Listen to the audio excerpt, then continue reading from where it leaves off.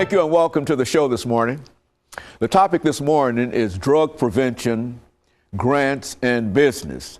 And we're fortunate to have with us to talk about some of the issues that are faced by the organizations that attempt to deal with drug preventions and some of the grants that they receive and some of the business that is generally associated with trying to make sure that these grants are honored.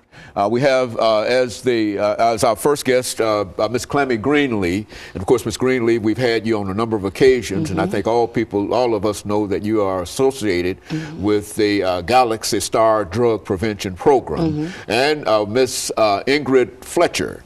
Ms. Fletcher is also a member of a organization dealing with drug preventions, but I think your organization, Ms. Fletcher, is called Sisters of the Soul. Right. And we'll have the two of you to talk about both those organizations this morning. As a matter of fact, Ms. Greenlee, why not let us start off with you by having us to give you to give us some information about your background, some of the things that you've been involved in, and then, of course, Ms. Fletcher can give us some information about not only her own background, but some information about Sisters of the Soul, of the Soul, is that right? And of course, then we'll get into other topics. Okay, well, first of all, let me thank God for allowing me to be here once again, and thank you for your support.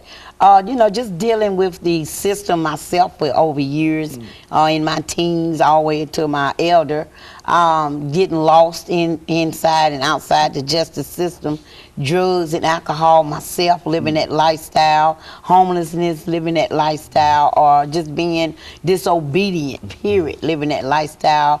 Well, I after 10 years of just horror in the streets, I've decided that I need to throw my hand up to God and ask for some help so I could come back and convince my other peers that this system is broken and our kids is dying and some of our adults. So they gave me the opportunity to, with the experience that I've had personally in my life and in my times in the street, gave me the vision that I need to come to the streets and bring back what I know to help. Very good. And what about your involvement in what you do, Ms. Fletcher? Well, with Sisters of the Soul, my organization is actually focused on empowering women and empowering women to impact areas of family, the youth, and the community.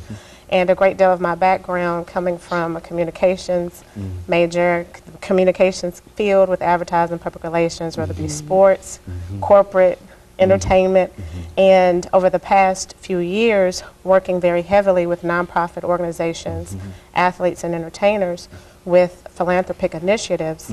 I was introduced to Clemmy and with her mission, and when we talked about the things that we do and believe as women, and then how the things that we've done over the course of our lives have and can impact our youth well into the future, we thought that this was a perfect way to join forces to impact an area that in so many ways is not getting the attention that it really should and that it deserves. And the youth are our future. So any way and anything that we can, to me, the way that God has blessed me and has allowed me to experience so many things as a woman and as a professional woman, that me now being able to take that and give back to our youth and then help even adults see a different way or a better way through individuals like Clemmy and those that we work with, then to me that's gratifying to be able to see that. And you know, Ms. Greenlee, one of the issues that we're dealing with here today is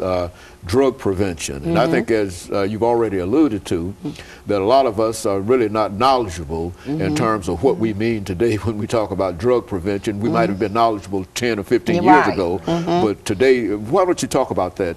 Well, what I really want to bring to attention is that, they talking about all this violence that we're having and the behavior we're having with the kids. Well, a lot of people has got a little relaxed about these kids' new drug. And they new drug is this X pill and this strawberry candy. And I never heard those terms before. Yeah, I know, and people don't want to talk about it. The pill itself is a violent pill, and I got this information from a family member myself. So everybody know I don't never talk about nothing until I hit home and do my research.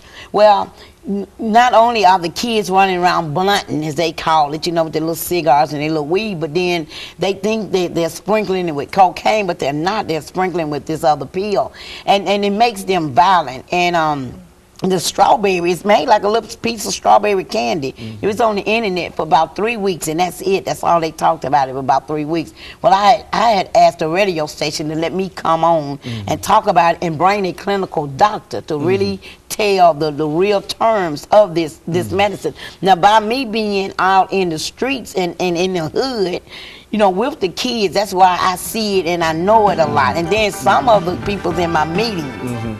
And we're going to have to take a break Go here ahead. for our first commercial break. And we'll be back with our audience following this very, very short commercial break.